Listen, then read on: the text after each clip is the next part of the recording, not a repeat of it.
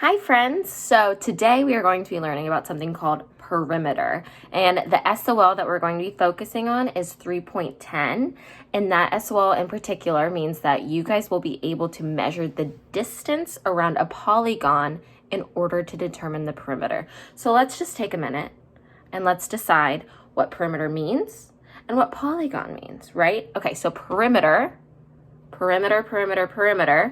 means the distance around the outside of a shape, okay? The distance around the outside of the shape. So think of a shape and think of the outside. So numbers would be on the outside, and when you add all those up, that would be the perimeter because you are adding the distance around that shape. We'll get into that later. But what's a polygon? We've talked about shapes before, but polygon is a fancier word. A polygon is a plane figure, okay, so just a shape with at least 3 straight sides and 3 angles. So can you think of a shape that has 3 sides? Are you thinking of a triangle? Can you think of a shape with 4 sides?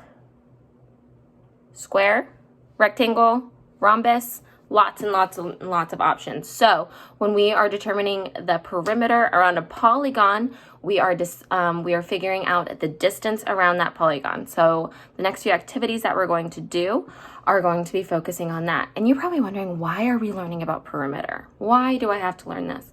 Okay, well, I'm going to talk about books later, but also if you guys are ever helping your friends outside or your parents or your grandparents, whoever, and you have to build a fence, and they're like, well, how much fencing are we going to need? You can say, oh, I know all about perimeter.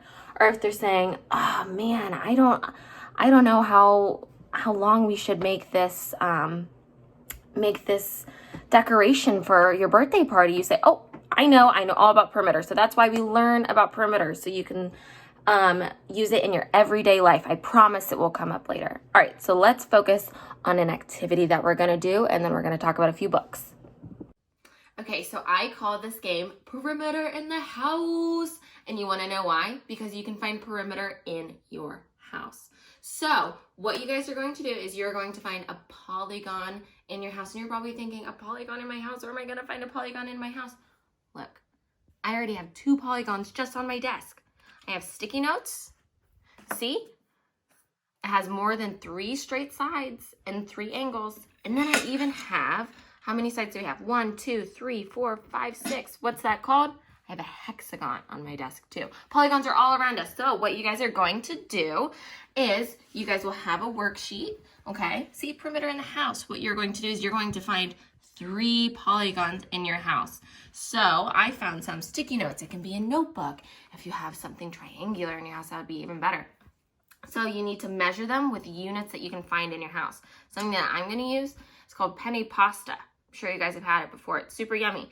So you're going to measure a household item, a household polygon, with a household unit, okay? So here's what we're going to do. I'm going to take my penne pasta and I'm going to put it all around the outside of my sticky notes, okay? Oh, here I go. Halfway there.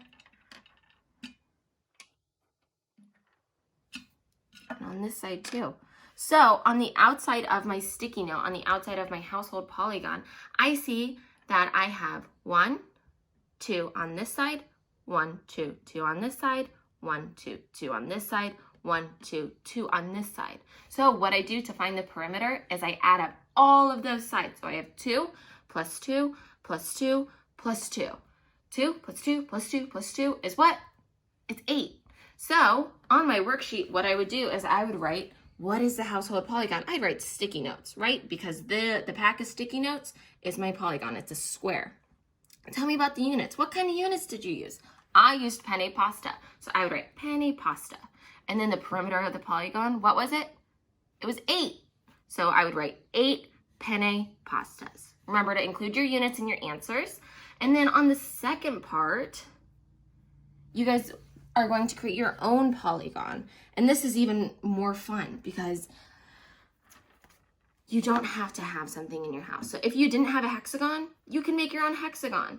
Just for the sake of the video, I'm going to show you what it would look like if I did a square just using penne pasta. See like that? It's not perfect because my noodles keep moving. So after that, what you would do is you would write what your polygon is on your worksheet. You would write what the perimeter is. So my polygon is a square. My perimeter is 8. And why is that the perimeter? Can you explain why it is the perimeter? And then if you can, take a picture of your polygon and put it right here on the worksheet. Something important to remember while you're doing this is to make sure that your units are all the same size. So up here, I said that you could use crayons. But if you had one full crayon and then you had a broken crayon, do you think you'd get the right perimeter? I don't think you would, because this would be one full crayon, this would be half a crayon. It wouldn't be the same. So if you're using if you are measuring with a writing utensil, make sure that they're all the same length. Same goes for dog treats. Make sure they're not broken in half. Make sure that your units are all the same length. All right, I hope you have fun playing perimeter in the house. Okay, so now I have some fun books that you guys can read at home or that you can find at the library. So all of these books deal with what we were talking about, which is perimeter, which is, remember, the distance around the shape. So this book is called Racing Around, and it's about siblings discussing a bike race that they want to participate in. The two older siblings don't think that their youngest can do it. But the youngest, his name is Mike, he practices biking around different lengths of different areas like parks and even a zoo. But there was still not the same perimeter as the bike race, which was 15 kilometers long. His siblings doubted him. But what does he do? Does he decide to go on with the race? You can find out what happens next if you read this book called Racing Around. Another book that you guys can read is called Chickens on the Move. So this book is about another group of siblings, and they're surprised with chickens by their grandfather. They decided to build a coop for the chickens, which is a place where the chickens live. They have a set amount of materials that they can use to build their house. As they're building, they realize they can make the coop different sizes by having the sides certain lengths. How many perimeter possibilities can they come up with? What will be the final product? You have to finish this amazing book. And then last but not least, Perimeter, Area, and Volume, a monster book of dimensions. This book is about monsters that are learning about area, perimeter, and volume, but we're just going to focus on perimeter right now. When the monsters in the movie are trying to avoid their noisy neighbors, they need to build a fence. Remember what I was talking about earlier? I told you this would come into play. When they do, they need to find the perimeter of their yard to know how much fencing they will need. Who will have the smaller yard? Which house needs more fencing? Read all about it in this fun book. So this activity is a great one for students to use when learning about perimeter because they are not set to certain things like a worksheet. Yes, I use a worksheet, but they are modeling. So when you go to the NCTM standards, they are making representations themselves. They're making connections to their everyday lives, like with the monster books, with fencing and everything like that. They're problem solving. They have to think, okay, well, how can I make a polygon myself without another household item, just the units, you know? And they have to problem solve and think, how can I make them straight lines? How can I make the angles? They have to show proof of why it is perimeter. They have to make a reason of why it is.